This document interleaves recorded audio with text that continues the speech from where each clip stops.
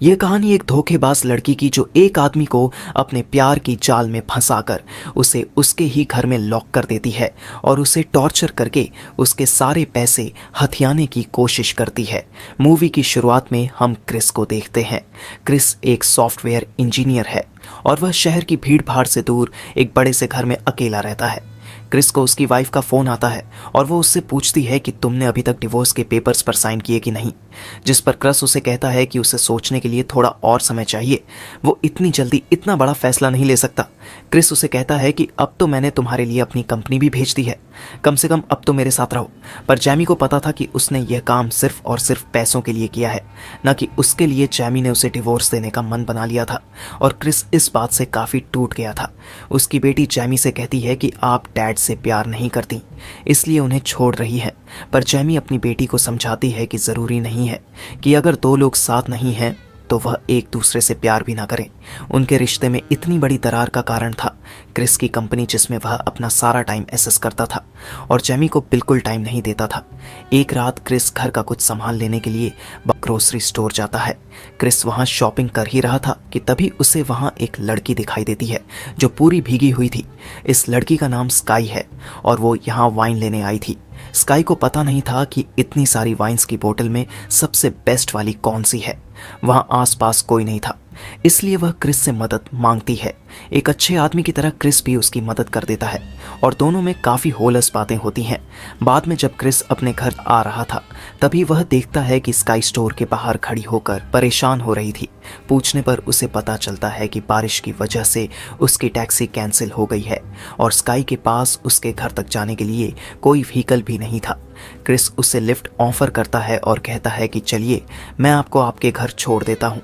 रास्ते में sky Chris को उसके रूममेट लीज के बारे में बताती है। वो कहती है कि उसकी रूममेट नशा करती है और पता नहीं अगर वो इतनी रात को उसके रूम में गई तो वो कैसे रिएक्ट करेगी। क्रिस उसे कहता है कि कोई बात नहीं, तुम कुछ घंटों के लिए मेरे घर रह सकती हो और सवेरे तुम वापस आ जाना। लेकिन स्काई उसे कहती है कि नहीं, वैसे भी तुमने मेरी काफ़ी मदद कर दी है, अब वो उसे और परेशान नहीं कर सकती। स्काई जब अपने घर में जा रही थी तभी उसे अंदर से उसके रूममेट के चिल्लाने की आवाज़ आती है। वो डर के मारे अंदर नहीं जाती और फैसला करती है कि वो कुछ घंटे बाहर ही रहेगी। क्रिस देख रहा था कि वो अंदर नहीं जा रही, इसलिए उसके पास आता है और उसे एक बार फिर से उसके साथ चलने का ऑफर देता है। क्रिस का घर पास में ही था, इसलिए स्काई उसके साथ चली जाती है। स्काई को पता चलता है कि क्रिस बहुत अमीर था। वो उसके घर की तारीफ करती है और उससे पूछती है कि तुम क्या करते हो, जिस पर क्रिस उसे बताता है कि वो एक MIT ग्रेजुएट है जो सॉफ्टवेयर्स और प्रोग्राम्स बनाता है। क्रिस उसे अपनी company watch dog home security के बारे में बताता है। उसकी कंपनी स्मार्ट होम्स बनाती है और उसके प्रोडक्ट की मदद से घर का मालिक घर की छोटी से छोटी चीज़ को अपने फ़ोन से कंट्रोल कर सकता है। क्रिस उसे अपनी वाइन के कलेक्शन को दिखाता है। उसके पास हजारों वाइन्स बोतल थी जिनकी कीमत लाखों डॉलर्स थी, जिसे देखकर स्काई उससे काफ़ी इम्प्रेस हो जाती है। वह दोनों उस रात ढेर सारी शराब पीते हैं और उन्हें बातें करते करते रात को 2 बज जाते हैं। स्काई क्रिस को कहती है कि अब तक लीसा सो गई होगी, मैं अब घर जा सकती हूँ। लेकिन क्रिस उसे थोड़ी देर और रुकने के लिए कहता है। हम देखते हैं कि दोनों के बीच में नज़दीकियाँ बहुत बढ़ गई थी और वह एक दूसरे को किस करने लगते हैं। अगली सुबह स्काई अपने घर चली जाती है। हम यहाँ उसके होम ओनर रोनाल्ड को देखते हैं जो किराया ना मिलने पर लीसा स्काई से पूछती है कि कल रात तुम कहाँ थी और तुमने मेरी कॉल्स और मैसेजेस का जवाब क्यों नहीं दिया। ये देखती है कि उसकी गैर मौजूदगी में लीसा उसकी कमरे में गई थी। उसे यह बिल्कुल पसंद नहीं आता और वो लीसा को उसके मैटर से दूर रहने को कहती है। यहाँ हमें पता चलता है कि लीसा स्काई की गर्लफ्रेंड थी और वो उसके घर में महीनों से बिना किराया दिए रह रही थी। लीसा कहती है कि अगर तुम मुझसे इसी तरह चीज़ें छुपाती रहोगी तो हम दोनों के साथ रहने का फ़ायदा क्या है। लेकिन स्काई अभी इसके बारे में बात नहीं करना चाहती थी, इसलिए वो खुद को रूम में बंद कर लेती है। वहीं दूसरी तरफ क्रिस भी अपनी रोज़मर्रा की ज़िंदगी में वापस लौट आया था। उसे अपनी बेटी की बहुत याद आ रही थी जो शायद डिवोर्स के बाद उससे अलग हो जाती। अपने मन को हल्का करने के लिए वह बार में जाता है और इत्तेफाक से यहाँ उसे स्काइलर दोबारा मिल जाती है। क्रिस उसे कहता है कि मैं तुम्हारे घर भी गया था लेकिन तुम वहाँ मिली नहीं, जिस पर स्काई उससे कहती है कि क्या तुम मेरा पीछा कर रहे थे। क्रिस हंसते हंसते कहता है कि नहीं, दरअसल मेरी एक्स वाइफ ने मुझे मूव ऑन होने के लिए कहा है और मैं तरीके ढूंढ रहा था। लाइफ में मूव ऑन करने की स्काई से बात करने के बाद क्रिस थोड़ा अच्छा महसूस कर रहा था और वो दोनों पैदल वॉक पर जाते हैं। क्रिस जब अपनी कार के पास पहुंचता है तो वो देखता है कि एक आदमी उसकी कार को चोरी करने की कोशिश कर रहा था। वो उसे ऐसा करने से मना करता है, लेकिन तभी स्काई उसके ऊपर बियर की बोतल से हमला करती है, जिसके बाद गुस्से में आकर वो चोर क्रिस का पैर तोड़कर वहां से भाग जाता है। स्काई क्रिस से उसके किए के लिए माफ़ी मांगती है, पर क्रिस उसे कहता है कि उसने कुछ गलत नहीं किया और वैसे भी अगर बुरा होने वाला होता है तो हो ही जाता है।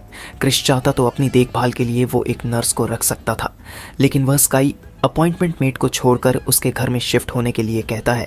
क्रिस उसे घर के सिक्योरिटी कोड्स देता है ताकि उसके ना होने पर स्काई को घर में आने में परेशानी ना हो। वहीं दूसरी तरफ रोनाल्ड लीसा से मिलने जाता है। वो कहता है कि तुम स्काई के आने से पहले काफ़ी खुश रहा करती थी, लेकिन अब तुमने उसे ही अपनी ज़िंदगी बना लिया है और यह उसके लिए ठीक नहीं। स्काई जब अपना सामान लेने के लिए लीसा के पास आती है तो रोनाल्ड उससे अपना किराया मांगता है और उसे कहता है कि अगर तुमने मेरे पैसे नहीं दिए तो मैं तुम दोनों को यहाँ से निकाल दूंगा। स्काई रोनाल्ड को ब्लैकमेल करते हुए कहती है कि मुझे पता है कि तुम देर रात को मेरे कमरे में जागते हो और अगर तुमने मुझे इस घर से निकाला तो मैं तुम्हारी हरकतों के बारे में पूरे मोहल्ले को बता दूंगी, जिसके बाद रोनाल्ड का मुंह बंद हो जाता है। लीसा को जब पता चलता है कि स्काई उसे छोड़कर जा रही है तो वह बहुत परेशान हो जाती है। इतने महीनों से साथ में रहने की वजह से वो स्काई के ऊपर इमोशनली डिपेंडेंट हो गई थी। या तो उसे ड्रग्स चाहिए था या फिर स्काई, और दोनों ही उसकी ज़िंदगी को बर्बाद कर रहे थे। लीसा अनस्टेबल होने लगती है, पर वो दोनों किस करते हैं और स्काई उससे वादा करती है कि वो उसे कभी छोड़कर नहीं जाएगी। क्रिस के घर जाती है, लेकिन वो लीसा के बारे में उसे कुछ नहीं बताती। वो दोनों एक दूसरे की कंपनी बहुत एंजॉय कर रहे थे और क्रिस बहुत दिनों के बाद इतना खुश नजर आ रहा था। इसी बीच जेमी उसे कॉल करती है, लेकिन वो उसकी कॉल्स पिकअप नहीं करता। स्काई जब क्रिस को उसकी दवाइयां दे रही थी तो क्रिस उसे आई लव यू कहता है, पर स्काई को लगा कि यह बस उस दवाइयों का असर है और कल क्रिस अपनी कही हुई बातें भूल जाएगा। लेकिन क्रिस अपनी बातों को लेकर सच में सीरियस था। अगले दिन रोनाल्ड लीसा के घर जाता है। उसे उसका किराया चाहिए था और आज वह इस मैटर को फुल एंड फाइनल करना चाहता था। रोनाल्ड काफ़ी देर से दरवाज़ा खटखटाता है, लेकिन उसे अंदर से कोई जवाब नहीं आता। वो जब उसके घर में जाता है तो वहाँ उसे लीसा की लाश दिखाई देती है, जिसने अपनी नसें काटकर आत्महत्या कर ली थी। कुछ ही देर में पुलिस लीसा के सुसाइड पर अपनी इन्वेस्टिगेशन चालू कर देती है।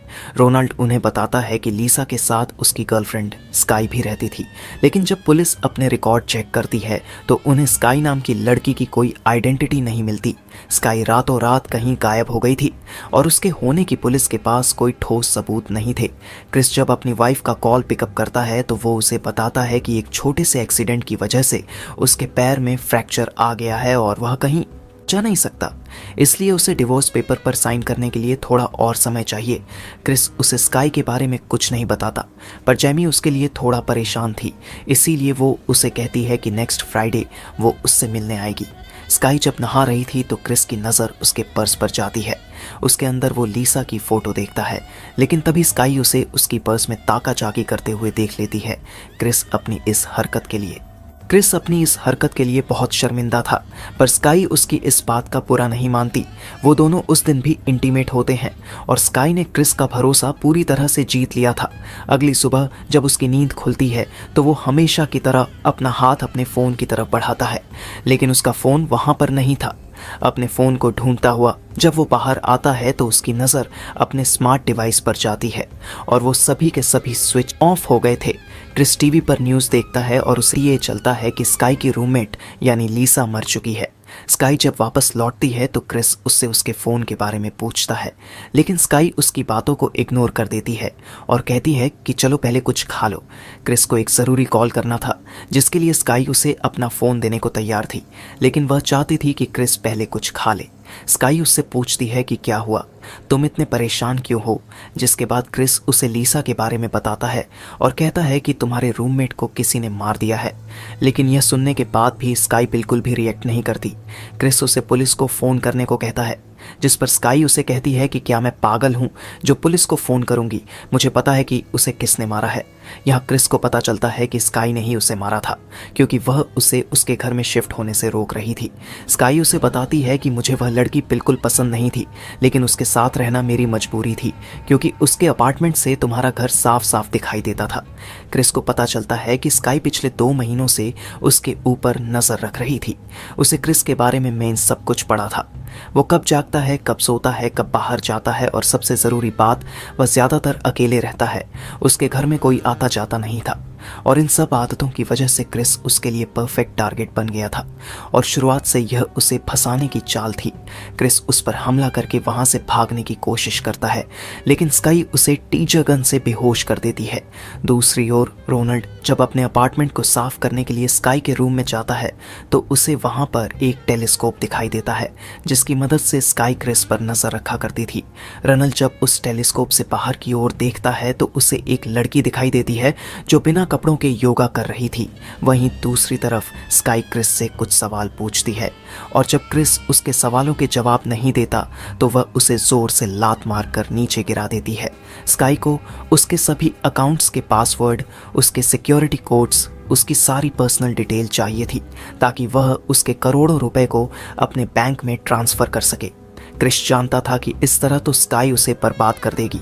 वो उसे कुछ नहीं बताता, जिसके बाद स्काई एक ड्रिल मशीन से उसके पैर में छेद कर देती है।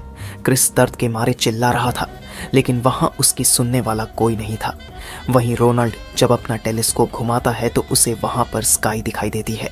लीसा के मरने के बाद से ही वो गायब थी, और इतने पास रहते हुए भी वो कभी उसे देखने नहीं आई। वो समझ जाता है कि दाल में कुछ तो काला है।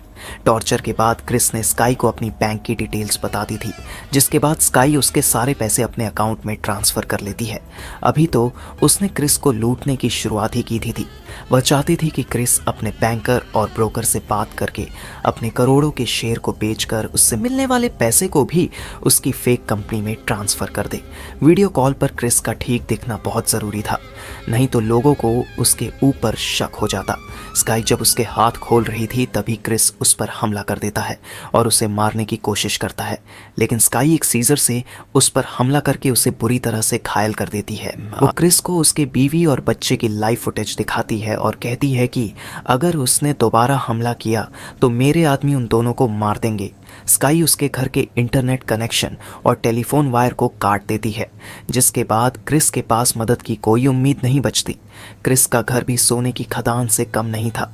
स्काई उसके घर के सभी कीमती चीज़ों की फ़ोटो खींचकर उसे ब्लैक मार्केट में बेच देती है, जिसके बदले उसे ढेर सारे पैसे मिलते हैं।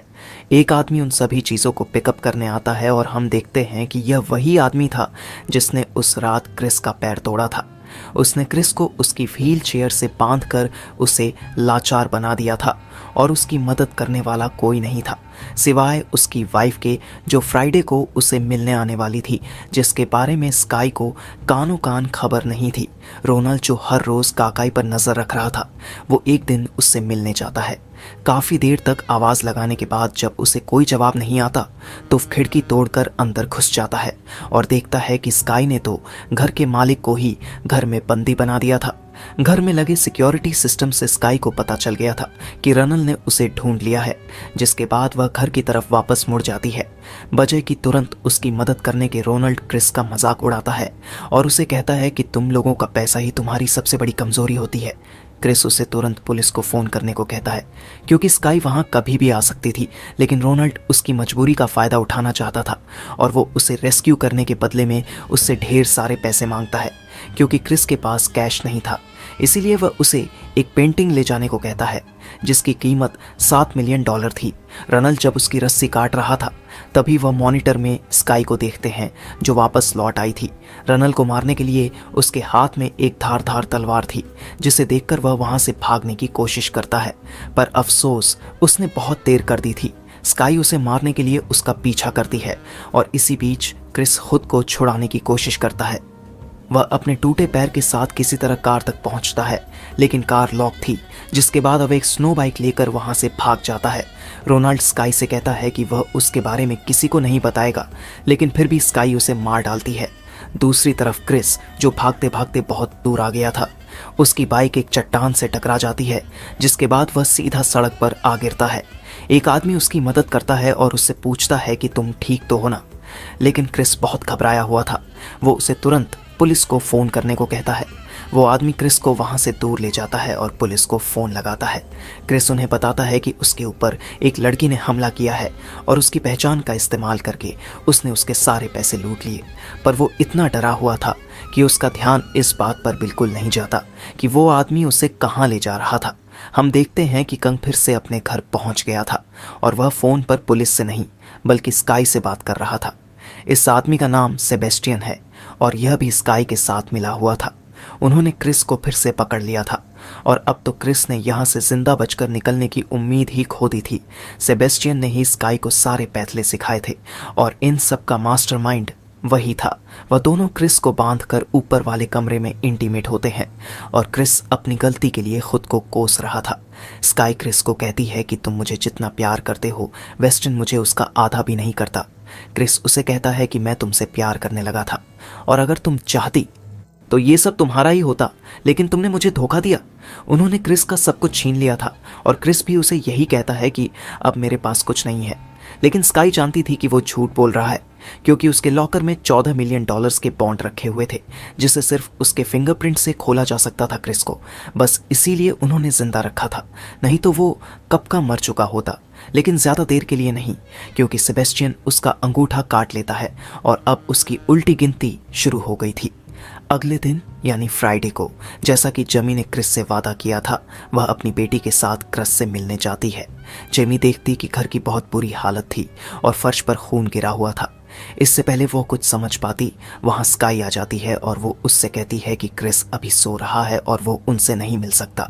जेमी को उसकी बातों से साफ झूठ की बू आ रही थी, लेकिन तभी वहाँ सेबेस्टियन भी आ जाता है और वो उन दोनों को पकड़कर क्रिस के साथ स्टोर रूम में बंद कर देते हैं।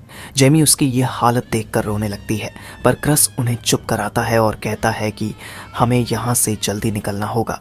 वहीं दूसरी तरफ सेबेस्टियन और स्काई दोनों बैंक में जाते हैं।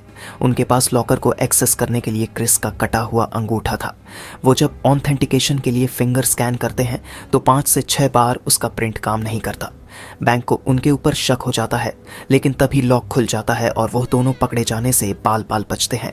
वहीं दूसरी तरफ क्रिस ऊपर की तरफ एक एयर वेंट देखता है। उसके अंदर से होते हुए उसकी बेटी बड़े आराम से बाहर जा सकती थी। क्रिस अपनी बेटी को मेन गेट का पासवर्ड बताता है और उसे कहता है कि तुम बाहर जाते ही सारे दरवाजे खोल देना। लेकिन तभी जेमी उसे बताती है कि वो बंड्स उसके लॉकर में नहीं है। उसने डिवोर्स से पहले उन्हें निकालकर अपने लॉकर में रख लिया था। यहाँ जेमी भी क्रिस के पैसों की लालची थी। उसे डर था कि डिवोर्स के बाद क्रिस उसे उन बंड्स में उसका आधा हिस्सा नहीं देगा। क्रिस को यह जानकर बहुत बुरा लगता है, पर जेमी उससे माफ़ी मांगती है और कहती है कि उसने यह सब उसके वकील के कहने पर किया था। क्रिस जान था कि अगर स्काई को बंड्स नहीं मिले तो वो दोबारा आएगी और बिल्कुल वैसा ही होता है। सेबेस्टियन देखता है कि लॉकर पूरा खाली था, जिसके बाद वो दोनों गुस्से में एक बार फिर से क्रिस के घर की ओर निकल जाते हैं। स्काई देखती है कि उसकी बेटी ने दरवाज़ा खोल दिया था, जिसके बाद सेवन उसे कहता है कि क्रिस को देखते ही उसे मार देना, हमें बस उसकी वाइफ की ज़रूरत है। जब वह घर पर पहुंचते हैं तो वहां पर बहुत अंधेरा था। क्रिस को जैसे ही मौका मिलता है वह सेबेस्टियन पर हमला कर देता है और उन दोनों में बहुत फाइट होती है। क्रिस इस फाइट में पूरी तरह से घायल हो गया था और क्योंकि वो उनके किसी काम का नहीं था, इसीलिए से बस्टन उसे मारने को कहता है। लेकिन स्काई क्रिस को नहीं मारती क्योंकि उसे उससे अजीब सा लगाव हो गया था। स्काई उल्टा सेबेस्टियन को मार देती है क्योंकि वह उसके जैसे आदमी के साथ क्रिस के पैसे बांटना नहीं चाहती थी, पर उसने सेबेस्टियन को गलत समय पर धोखा दिया था। हम देखते हैं कि क्रिस स्काई पर हमला करके उसे बुरी तरह से घायल कर देता है और अब वह अकेली थी। स्काई उन तीनों को ढूंढने की बहुत कोशिश करती है, लेकिन सभी छुप गए थे। क्रिस ने पुलिस को फ़ोन कर दिया था और वो किसी भी समय वहां पहुंच सकते थे। उन्हें बस छुपकर पुलिस के आने का इंतजार करना था। क्रिस अपने फ़ोन पर देखता है कि स्काई अंधाधुंध फायरिंग करने लगी थी और जिस हिसाब से वो निशाना लगा रही थी उससे बहुत ज़्यादा संभावना थी कि वह जेमी और उसकी बेटी को मार डाले। उसे रोकने के लिए क्रिस उस पर हमला कर देता है और उन दोनों के बीच में जानलेवा हाथापाई होती है। स्काई ने क्रिस को मार मार कर पूरा लहू लुहान कर दिया था और इससे पहले वो उसे जान से मार डालती। जेमी भी उसके ऊपर टूट पड़ती है और दोनों उसे बहुत मारते हैं। स्काई एक साइकोपैथ थी और वह उन्हें जान से मारने ही वाली थी कि तभी क्रिस की बेटी उस पर गोली चला देती है और स्काई सीधा जमीन पर गिरती है। कुछ देर बाद उन्हें बाहर पुलिस के सरन की आवाज़ सुनाई देती है और क्रिस देखता है कि स्काई भी धीरे धीरे अपना दम तोड़ रही थी। वह वहाँ से जा ही रहा था कि तभी स्काई उसे रोक लेती है और मरने से पहले उसे बताती है कि उसका असली नाम मार्गरेट है। बस इतना कहते ही उसकी सांसें रुक जाती हैं और वह मर जाती है। इसी के साथ साथ साइको गर्लफ्रेंड की यह कहानी यहीं पर ख़त्म हो जाती है। उम्मीद करता हूँ कि आपको यह कहानी पसंद आई होगी। Please do subscribe for more videos like this. Thanks for watching.